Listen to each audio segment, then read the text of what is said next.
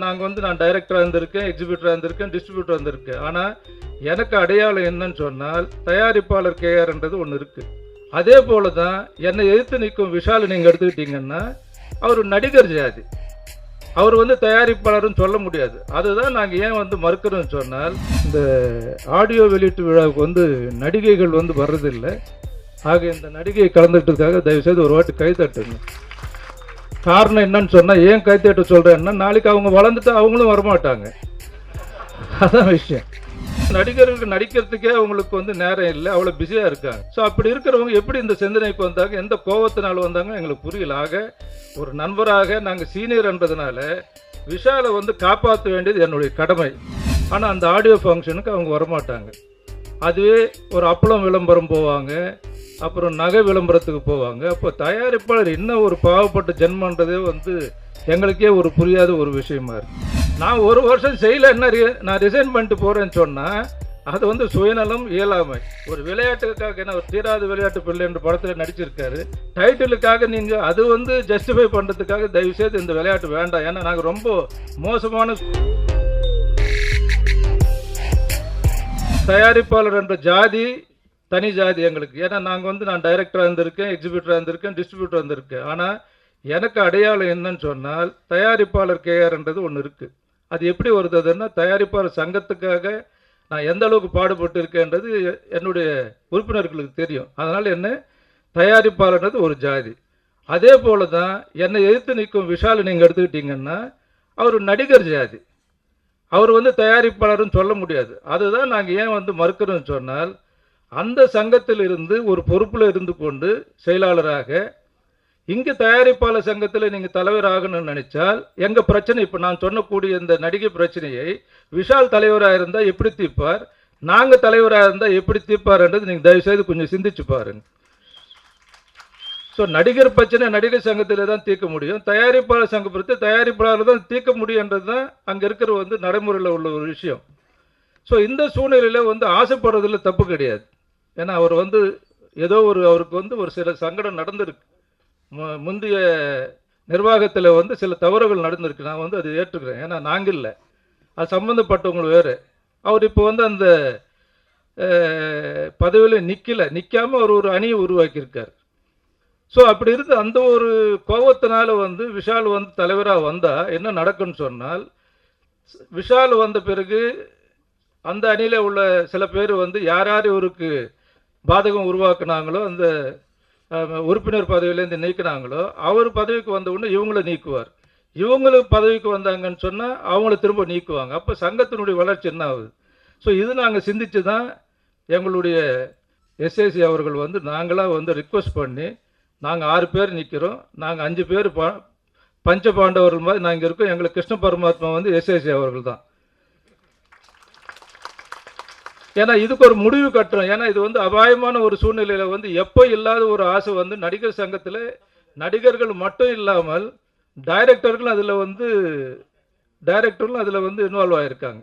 So நடிகர்களுக்கு நடிக்கிறதுக்கு எங்கே வாய்ப்பு இருக்கும்? இங்கே சங்கத்துக்கு வந்த பிறகு கிட்டத்தட்ட வாரத்தில் 3 நாள் தூக்கம் இல்லாமல் நாங்கள் அந்த லேபிலையோ இல்லை கியூபில் போய் உட்காந்துருக்கணும். அந்த அளவுக்கு ஒரு பிரச்சனை. இப்போ மொட்டை சிவா கிட்ட சிவா விசாரிச்சுன்னா அவ்வளோ ப்ராப்ளங்கள் அதில். ஸோ இப்படி இருக்கும்போது நடிகர்களுக்கு நடிக்கிறதுக்கே அவங்களுக்கு நேரம் இல்லை, அவ்வளோ பிஸியாக இருக்காங்க. ஸோ அப்படி இருக்கிறவங்க எப்படி இந்த சிந்தனைக்கு வந்தாங்க, எந்த கோபத்தினால் வந்தாங்க எங்களுக்கு புரியல. ஆக ஒரு நண்பராக நாங்கள் சீனியர் என்பதனால விஷாலை காப்பாற்ற வேண்டியது என்னுடைய கடமை. காரணம் ஜிகே ரெட்டி, அவங்க அப்பா ஜிகே ரெட்டி அவர்கள் முதல் சினிமாவுக்கு வரும்போது கர்நாடகாவில் ஒரு படத்தை பார்த்து அவர் தமிழில் ஜாடிக்கேத்த முடியும்னு ஒரு படத்தை கொண்டு முதல்ல என்னை சந்தித்தார். அப்போ அவருக்கு நான் எனக்கு வியாபாரம் இங்கே தெரியல கேஆர், நீங்கள் ஹெல்ப் பண்ணணும், எல்லோரும் உங்களை தான் ரெக்கமெண்ட் பண்ணுறாங்கன்னு சொல்லும்போது நான் அதுக்கு ரிஸ்க் எடுத்து 5 ஏரியாவை நாங்கள் அதை ரிலீஸ் பண்ணி அவருக்கு அப்போத்துலேருந்து நான் நெருக்கமாக ஃப்ரெண்டாக இருந்தோம். அப்படி விஷால் எங்கள் வீட்டில் ஒரு 10-12 வயசு இருக்கும்போதெல்லாம் மாடியில் விளையாடிட்டு இருந்தவர். ஆனால் விஷால் எங்களெல்லாம் எதிர்த்து நிற்பார்ன்றது நான் எதிர்பார்க்கல, சந்தோஷமான விஷயம்.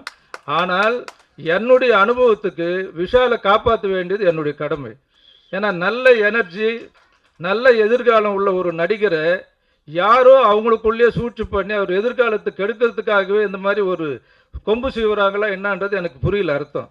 எதுக்காக அவர் எந்த காரணத்துக்காக வர்றார், அவருடைய நோக்கம் என்ன? இப்போ என்னுடைய நோக்கம், நான் வளர்த்த சங்கத்தை நான் காப்பாற்றியே ஆகணுன்றது தான் என்னுடைய ஒரே நோக்கம். எனக்கு அஜெண்டா இருக்குது.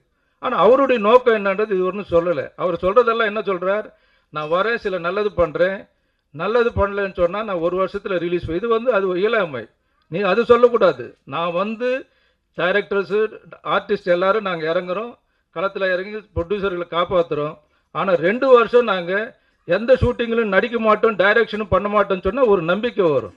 நான் ஒரு வருஷம் செய்யலைன்னா நான் ரிசைன் பண்ணிட்டு போகிறேன்னு சொன்னால் அது சுயநலம், இயலாமை.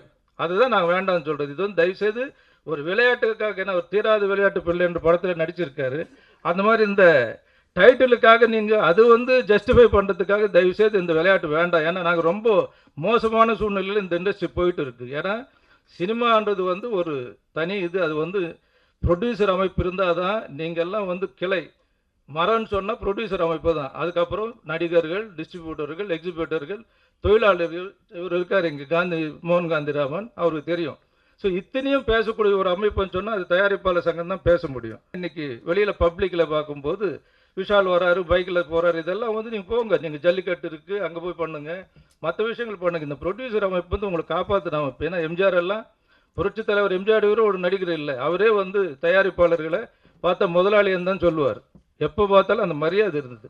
தயவுசெய்து அந்த மரியாதையை காப்பாற்றணும். உணர்ச்சி வசப்பட்டு இந்த மாதிரி விஷயங்கள் பண்ணிங்கன்னு சொன்னால் நிச்சயமாக இது அபாயகரமாக முடியும். எங்கள் அணிக்கு நிச்சயம் ஒரு நல்ல வரவேற்பு இருக்குது, அது சந்தேகமே கிடையாது. நாங்கள் எங்கள் அணி நிச்சயம் ஜெயிக்கும்.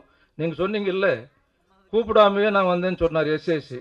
ஸோ நாங்கள் கூப்பிடாமே அட்டன் பண்ணக்கூடிய ஒரு அணி. ஸோ நிச்சயமாக நாங்கள் ஜெயிப்போம். கூப்பிட்டு தான் நாங்கள் வரணுன்றது கிடையாது. காரணம் எங்களுக்கு அந்த மனிதநேயம், சினிமாவை நேசிக்கிறவங்க இந்த மாதிரி மரியாதை தேவையில்லை. இன்விடேஷனில் பேர் இருந்தால் தான் வரணும்னு.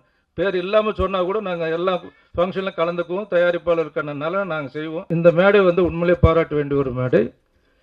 முக்கியமாக ரொம்ப நாளாக இந்த ஆடியோ வெளியீட்டு விழாவுக்கு நடிகைகள் வர்றதில்லை. ஆக இந்த நடிகை கலந்துக்கிட்டதுக்காக தயவுசெய்து ஒரு வாட்டி கை தட்டுங்க. காரணம் என்னன்னு சொன்னால், ஏன் கை தட்ட சொல்கிறேன்னா, நாளைக்கு அவங்க வளர்ந்துட்டு அவங்களும் வரமாட்டாங்க. அதான் விஷயம். ஸோ இன்றைக்கி இருக்கிற சூழ்நிலையில் நம்ம தயாரிப்பாளர்களுடைய பணத்தையும் பல கோடி இன்றைக்கி நடிகைகள் சம்பளம் வாங்குறாங்கன்னு சொன்னால் அது அவங்களுக்கு அந்த அடையாளம் கொடுத்தது தயாரிப்பாளர்கள். ஆனால் அந்த ஆடியோ ஃபங்க்ஷனுக்கு அவங்க வரமாட்டாங்க. அதுவே ஒரு அப்பளம் விளம்பரம் போவாங்க, அப்புறம் நகை விளம்பரத்துக்கு போவாங்க. அப்போ தயாரிப்பாளர் என்ன ஒரு பாவப்பட்ட ஜென்மன்றதே எங்களுக்கே ஒரு புரியாத ஒரு விஷயமா இருக்குது. இது முக்கியமாக என்னுடைய நாங்கள் பதவிக்கு வந்தால், ஏன்னா இந்த மேடையில் இது பேசுகிற விஷயத்தில் இருந்தாலும் சொல்லி ஆகணும். ஏன்னா ஏதாவது நீங்களும் சினிமா சம்மந்தப்பட்ட விஷயன்றதுனால அவங்களுக்கு கொடுக்குற சம்பளத்தில் கிட்டத்தட்ட ஒரு 25%, ஏன்னா இது பாம்பேயில் இருக்குது, ப்ரொமோஷனல் ஆக்டிவிட்டீஸுக்குன்றது, அதாவது விளம்பரப்படுத்துறதுக்கு, படம் ரிலீஸுக்கு அவங்க கட்டாயம் கலந்துக்கணுன்றதில் அக்ரிமெண்ட்லேயே போடுறாங்க. அதே மாதிரி இந்த ஆடியோ ஃபங்க்ஷனில் ப்ரொமோஷனல் ஆக்டிவிட்டியில் வருது. ஸோ ஒரு 25% சம்பளத்தில் பிடித்து அது அவங்களுக்கு இந்த ரெண்டுமே கலந்துக்கிட்டால் தான் அவங்களுக்கு தரணுன்னு ஒரு கட்டாயத்தை உண்டாக்குனா தான் நடக்கும்.